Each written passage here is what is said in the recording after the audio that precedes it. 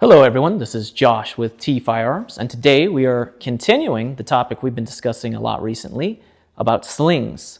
Now in the last video I told you I'd be talking about shoulder transitions and how a proper sling will facilitate you being able to do that.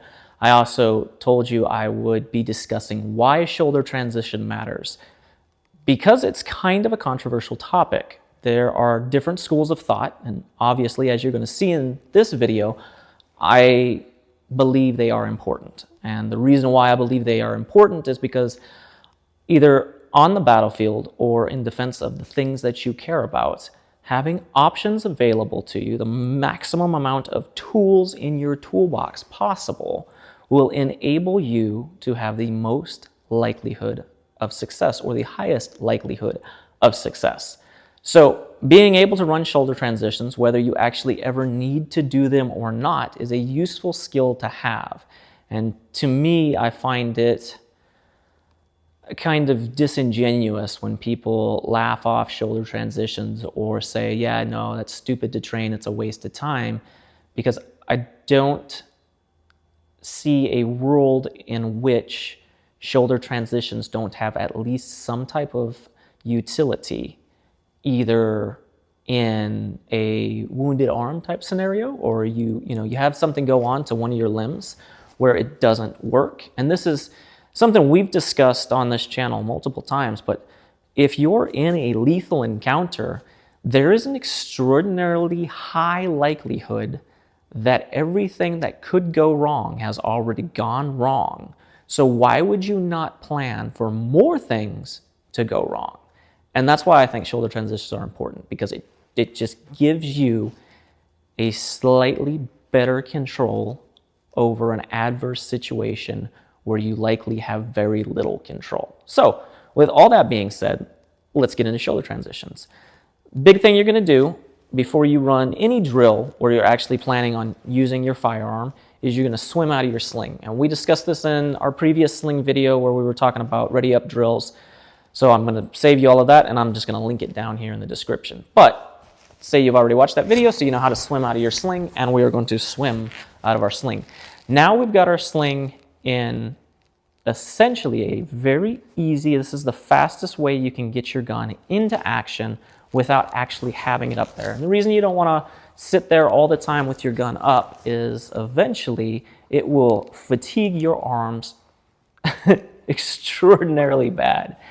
One of the things we used to do when I was a young soldier, one of the things that was done to me, and then I passed it on, as you should do as a leader, to everybody else, to make sure that we all thoroughly enjoyed the misery together and built as much character as possible. They would send us in and we would do these things called glass house drills. And I'll probably make a video here in the future showing what a glass house drill is and how you can actually set it up yourself.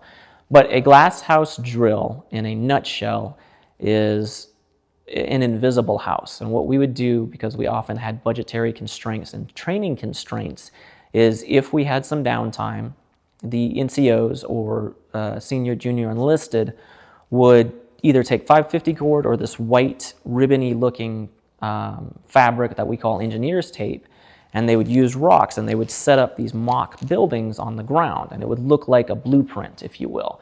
But it was invisible, and so that's why we called it glass houses, because there was no actual walls, it was just lines on the ground. And we would go through these lines, these glass houses, like they were real houses. And the reason why is we were trying to drill these mechanics and these fundamentals. But also because there was no walls to actually obscure you, the NCOs could very easily pick apart any deficiencies in your techniques.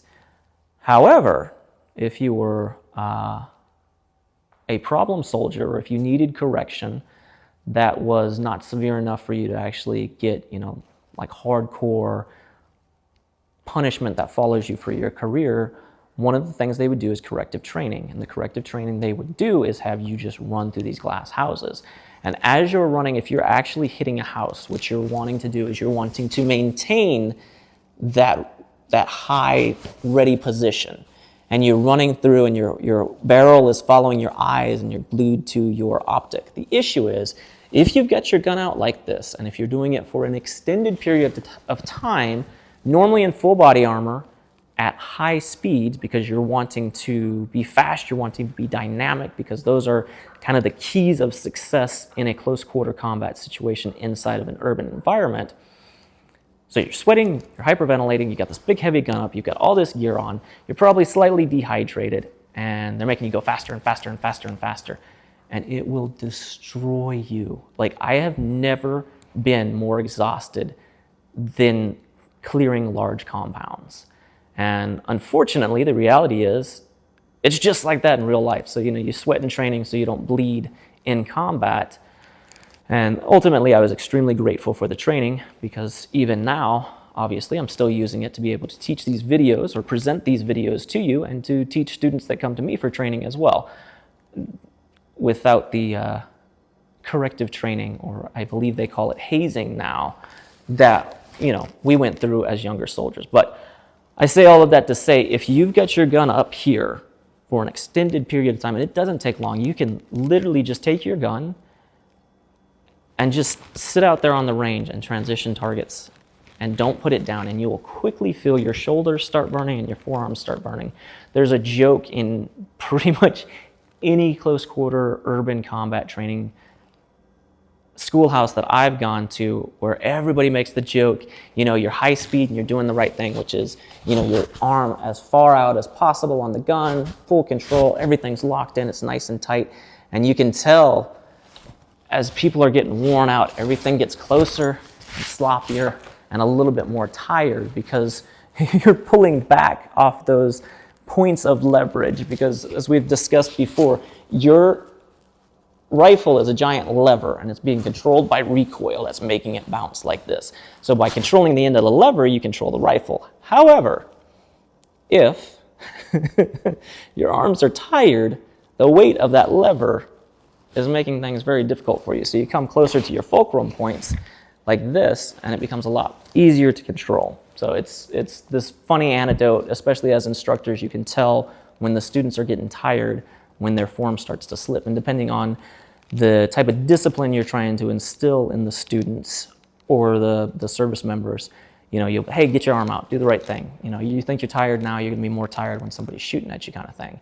And there's a balancing act. There's always a line you don't want to cross to where it is prohibitive to a good learning environment, but you also still want to induce some type of stress to help get those wheels turning psychologically, so that the students can become better and more lethal without having to actually bleed for it. So like I said, sweat in training so you don't bleed in combat. It's a very old adage, and it's one of the ones that I love personally. With all that being said, now we understand some of our fundamentals.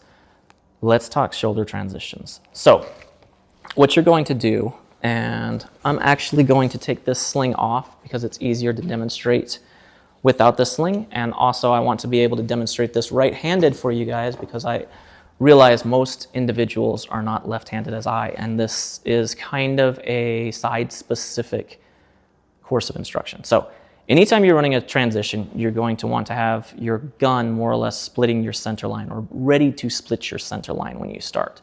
So we are going to take our firing hand, which is our right hand for this, this block of instruction here, and we're going to posture out on our gun just like we normally would. So we're high up on that lever, we're ready to go, we're controlling our gun, we're doing the right thing, we're not tired, we're still fresh.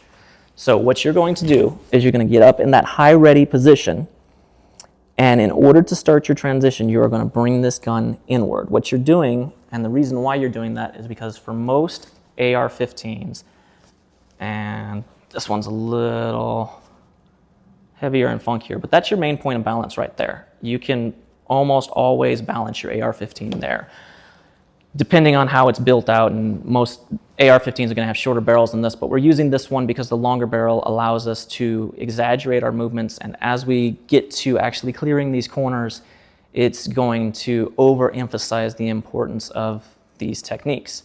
So what we are going to be doing is we are going to be bringing our support hand in to our point of balance, our magazine well, and then what that does is it allows us to take our firing hand off the weapon, because now I've got full control, and very easy control, I might add, over the weapon system. And then what I'm going to do is I'm going to bring the weapon into my center line right here.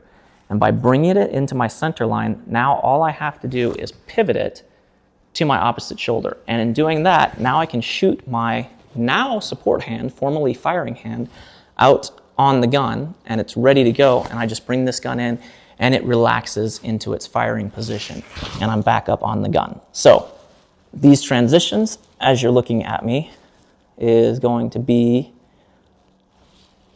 point of balance, shoulder exchange, shoot out, firing hand. So again, point of balance, pivot shoulders, shoot out, firing position. And it's just a very easy thing to get in the flow of. And you don't have to shoot out all the time. You can kind of grab up here, because as you tuck in, as you lock in on that gun, it's going to pivot. Now, what you're also going to want to do is ideally, and it's going to be situation dependent, but you'll also be wanting to change your foot position. So in a good fighting stance, I always tell people, just imagine you're a boxer. So if I'm a right-handed shooter, I'm going to have my right leg back. And the reason why is recoil management. So we're able to use that back leg as almost a spring to absorb some of that recoil, because we're going to be in a slightly crouched stance. Shoulders over the balls of your feet, knees over, all that fun stuff. We'll get into a shooting stance video one day. But we've got that foot backwards. We've got our firing hand on our gun. We've got our support hand, which is our left hand, out on the barrel of the rifle. And we're angled shoulders towards the enemy for recoil management. And also, if we're running body armor, it gets the maximum amount of our plate facing forwards towards the enemy.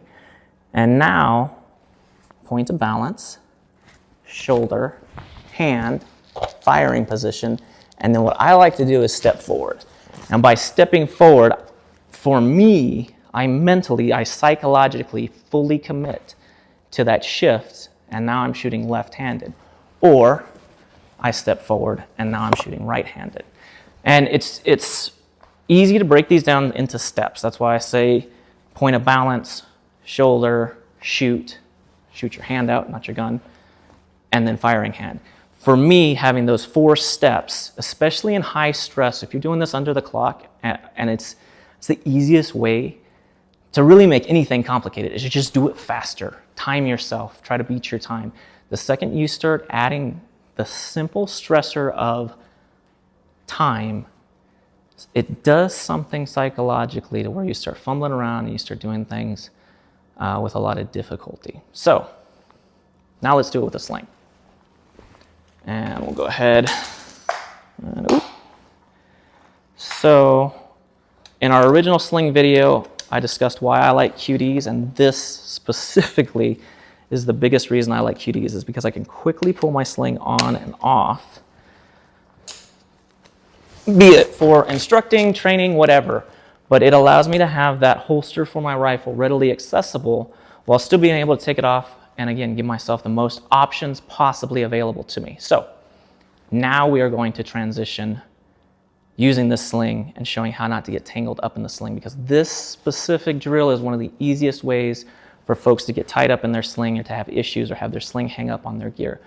So again, we're going to shoot out, we're going to shoot up, we're going to swim out, we're going to shoot up, we're going to get in our high ready position.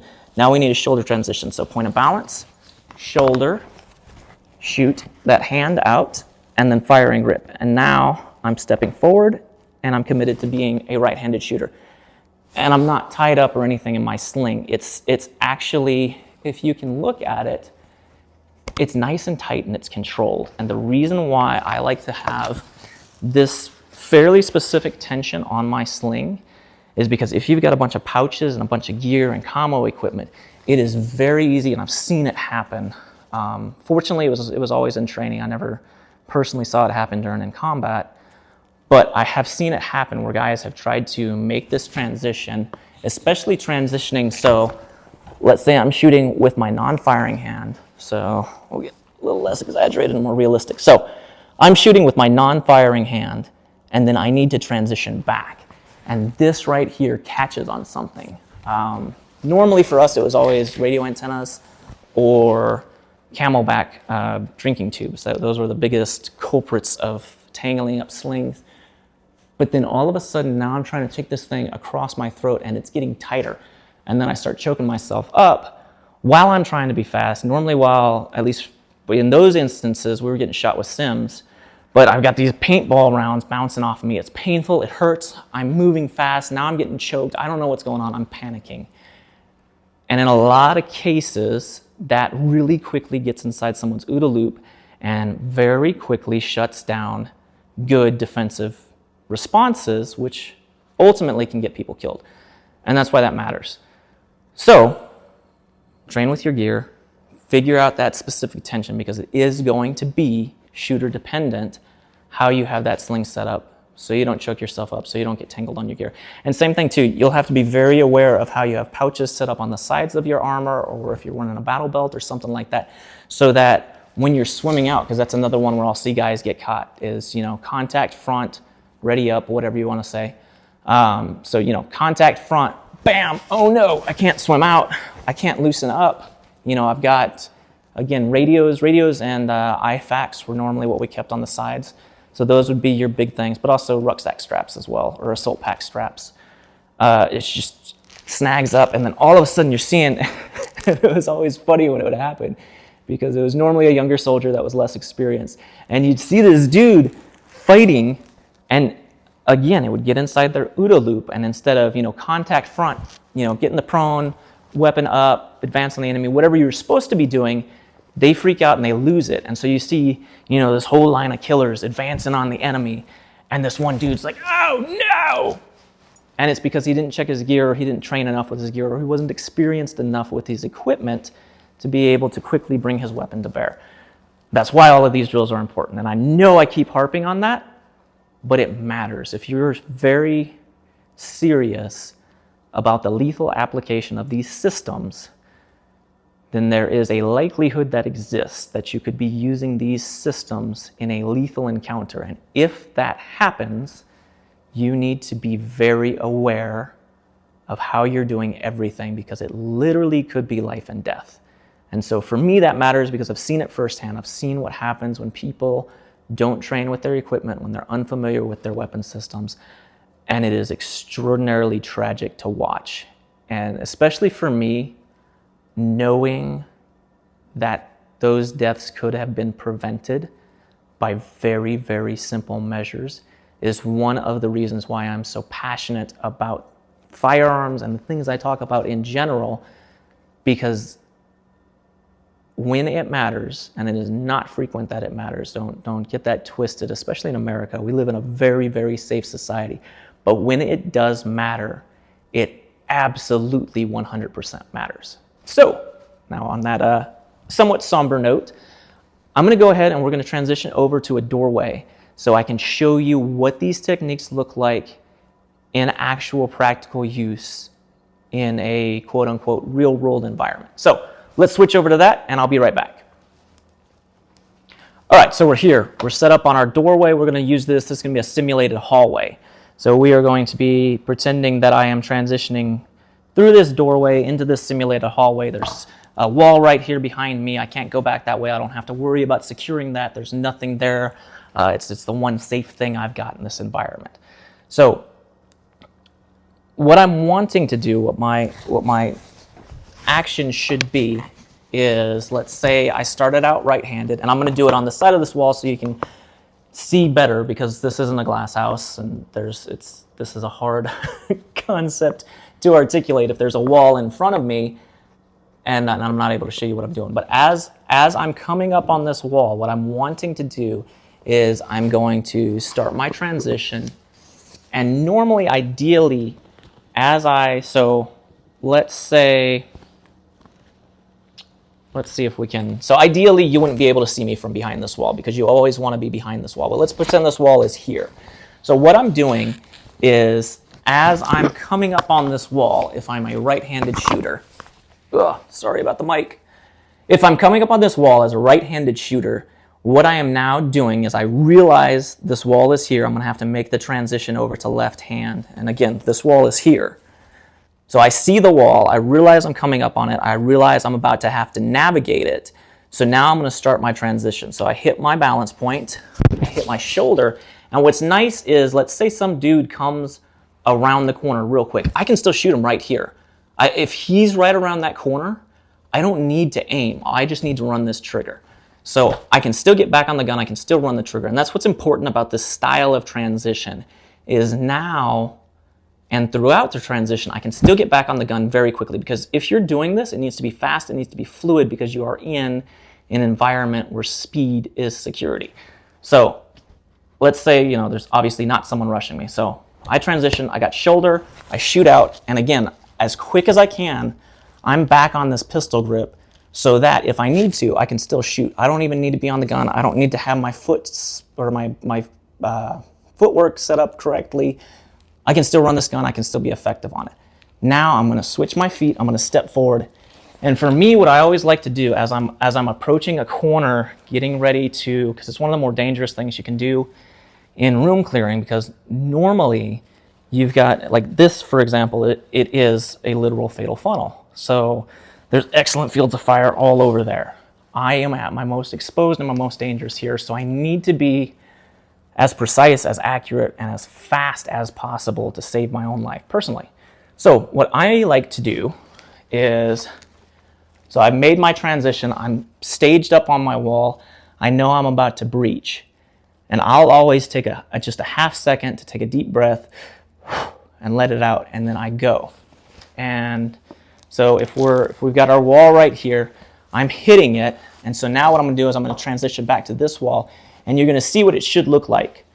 What it should look like is nothing. You shouldn't see anything except my barrel as I'm coming around, and my barrel should lead. Now, you'll have a slight little bit of your arm, but this is why it's important to tuck your arms in, because if I'm chicken winging, if I'm coming out like this, you can, and that was one of the things we were really big on doing when we were teaching these courses to younger soldiers with simunitions. If they popped their elbow out, we'd shoot it with a sim. And you can literally shoot someone out from behind cover. Because if you get shot in the arm, it's just basic physics. You tend to fall like that. And as they're falling, you just continue to shoot more and more pieces of them until you have the whole of the pieces, or maybe a lack of the whole of the pieces, but you've diffused the situation. So it's very important that when you are clearing corners, and this is why these transitions are important, you are exposing the minimal amount of your body in relation to your barrel. Your barrel should lead everything. Now, what your barrel shouldn't do is be exposed past what you can see. If there's someone there and I can't see them, they can very easily grab my barrel. And what we used to like to do to drive the importance of that point home to young soldiers is normally we would, because if they're postured out right, their arm's going to be right there. So we would grab the barrel and violently slam it into the doorway. And I can tell you from firsthand experience, it is extraordinarily painful, but pain is an excellent teacher, and it's something even when I see it happen, I like recoil inside, because I'm like, no, your forearm, it's going to hurt. So it saves lives, and that's what matters. So as we're coming around this corner, if we're tucked in correctly, all you're going to see is this barrel. Now, here's what's unique about this, and it's why I chose to corner this corner. If you've got a good sling, you should be able to do something called short stocking. Short stocking is if you've got a long gun like this, and you've got a transition like this where you don't have a lot of space, but you still want to keep that barrel tucked, you're going to pull your stock up like this. And this is, again, another instance where having this stock in the way of the sling like this allows me to pull this sling up and out of the way of my throat, out of the way of my gear, my antennas, my ruck, anything like that. It keeps it out of the way, and it still allows me to effectively maneuver my weapon. So again, I don't need my sights at this distance. If there's someone right around that corner, I have my barrel pointed at him. I can still shoot him. So I'm coming around, and I'm keeping everything tucked. And here's where it gets dangerous, because I can see all of this room here. I can still engage all of that room there. But if I've got someone right here, if I've got someone on this wall here, I need to be able to get to that fast. But there's no way, I don't have enough room for me to adequately pie this, because if you're pieing it, what you should be doing is you should be hitting it and using that as a pivot point as you work around and cover all your angles before shooting in on the objective. But if you're not able to do that, again, speed is security. So you would short stroke, well, so not short stroke, short stock. So you're coming around, you're pieing your corner. I see and I realize that I've got a short room, so I'll peek out like that, and then I'll tuck in, because now I know that this at least is secure, but I've still got this unknown area over here. So what I'm going to do is I'm going to tuck up and I'm going to get as close as I can, and I realize there is no way for me to cross this threshold without exposing more of my body than my weapon, or my eyes will be able to take in. So the only way to do it is speed and violence of action. So I'm going to pop out, and I'm going to come, and I'm going to get on the gun. And normally I'm not going to just pop out and be like, hoo-hoo, in the fatal funnel. I'm going to pop out, and I'm going to flow, and you want to just be like water. So as you're coming around, you realize you're here, again, and we're in. And we assault the objective and win, and that's why America's the best.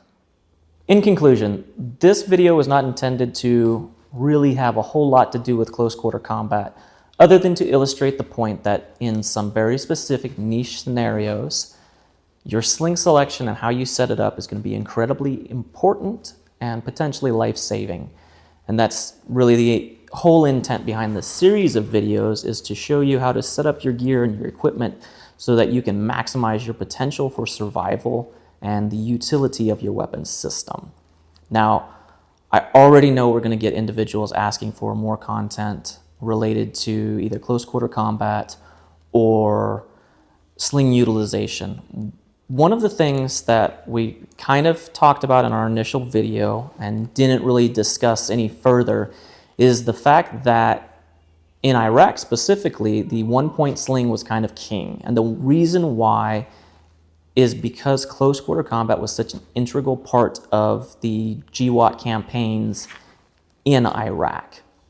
And that's actually one of the reasons why I personally don't feel extremely qualified to discuss either close quarter combat or the one-point sling's use in Iraq. While I did serve in Iraq, my time there was spent mostly on guard duty. I didn't see a whole lot of actual active combat. I got shot at some. I never shot at anybody else. I didn't do anything crazy in Iraq.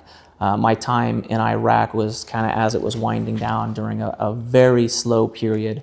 I showed up there at the conclusion of the surge of Iraq and the battle for Haditha. And at that point, the United States military was trying to consolidate and reconstitute itself. And so there was very little actual action I saw in Iraq. And because of that, while I have thousands and thousands of hours of actual schoolhouse training and have had some phenomenal instructors on close quarter combat, or what we in the military at the time called MOUNT, military operations in urban terrain, I feel underqualified to discuss it because I don't have a lot of actual practical hands-on experience with it. And I think my hesitation is the fact that the majority of the NCOs that were leading me when I was a young soldier and the guys I looked up to and wanted to be like, they were the berm busters into Iraq. They were the guys, invading Ramadi and doing all of this crazy stuff in urban terrain where they were hitting, houses for over 18 hours. They were just clearing straight to the point where they were hallucinating and not able to see straight and fatigued beyond imagination. And so I came up in the shadow of those men, and in a lot of ways, the fact that I never got to actually participate in close quarter combat to that degree has always left me with some trepidation to speak on the topic, because I feel, compared to those guys, underqualified to talk about it. And I think there's a little bit of a life lesson in there, because I know a lot of people feel like, if anything, I'm overqualified and should talk about it. And so the life lesson there, the nugget of truth that we should hold on to, is no matter how cool, awesome, or knowledgeable you are, there's always going to be somebody that is better, and that's why we should always strive to stay humble. And that's one of the big things I try to do on this channel. So, that being said, if close quarter combat or urban terrain, whatever the cool buzzword for it is nowadays, if that is a topic that interests you as a viewer, let me know down in the comments, or let us know on our Facebook page, or however, just let us know. I want to deliver content to you that you want to see. I don't want to just be up here wasting your time or creating content that's just meaningless and trying to generate clicks for my website or whatever. I want this information, my whole intent behind this channel is to put out information that is either dying as a result of us old GWOT guys becoming old GWOT guys and fading away and not passing this information on, or being, too old school Army. I think one of the biggest things that upset me as a young NCO was when I was reading an old field manual from Vietnam after my first trip to Afghanistan. And my first trip to Afghanistan was probably the most aggressive deployment I've ever been on. And we can tell all kinds of stories about that later. But the fighting was extremely intense and the pace of the combat was insane. I'm actually still right now recovering from a shoulder surgery I had as a result of that deployment in 2011, so over a decade ago. I'm still feeling very physically the effects of that deployment. And there were a lot of lessons because we spent the majority of our time running up and down mountains with very heavy gear, chasing men that were extremely competent in those mountains and extremely well-versed light fighters as well. And I had a tremendous amount of respect for the enemy forces we encountered during my time in Afghanistan and Wardak province specifically. And so as a result of that deployment, there were many, many lessons that we felt like we had stumbled upon, epiphany moments and hard-won knowledge and all of this experience. And I can remember someone had gifted me an old patrol manual, and it was I wish I still had it. I don't know what happened to it. But it was printed on like typewriter paper. It was very old school. It looked like a Army TM sort of, but like somebody had made a bunch of Xerox copies of it or something like that. It was very, very rudimentary. And it was basically a light infantry platoon that had been somewhere in Vietnam, and they just wrote down all of these lessons learned from their, I want to say it was like a year-long deployment they had there. And it was literally like I was comparing their notes to my notes, and I was furious because this was all stuff we had to learn the hard way. And 40 years prior, these guys had already discovered that. And I told myself when I was reading that, after I'd calmed down and ingested some alcohol, that I was going to do whatever I could to try to preserve the information we bled, sweat, and died to gain, so that hopefully, maybe one day, somebody wouldn't have that same moment where they're like, what? 40 years ago, these guys knew this? So that's what we're trying to do here. Your support means everything to us. It's the only way we can continue to do this. If you want to support us directly, TFirearms.com is our business page. Buy stuff from us, and that helps fuel this because YouTube is not going to ever give me any money for this. But your support, your encouragement, your comments, sharing this channel, helping us get out there better, will help us grow faster and will enable me to give you even better content and preserve this information as we go forward. So I cannot thank you guys enough, and we'll see you on the next episode.